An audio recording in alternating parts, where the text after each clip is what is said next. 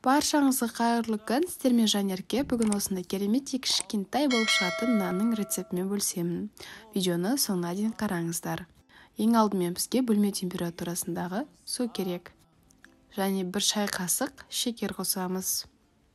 1 шай қасық дрожж қосамыз. Жақсылап араластырамыз. Біраз қасық сұйық май қойып, ұнымызды салып, жақсылап қамыр елейміз.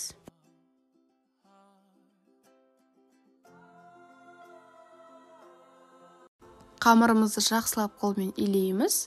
Кейін бетіне сұйық май құйып, қақпағын жауып 1 сағатқа қойып қоямыз.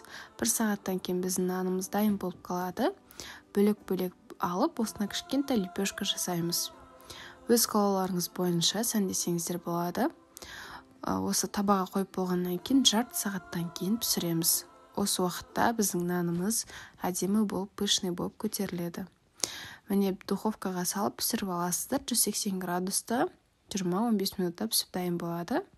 Біздің кішкентай өте сүйкімді нандарымыз дайын болды. Жасап көріңіздер. Сіздермен болған Жанерке. Видеоны соңына дейін қарағандарыңызға рахмет. Ұнаса лайк қойып, комментарий жазуды ұмытпаңыздар.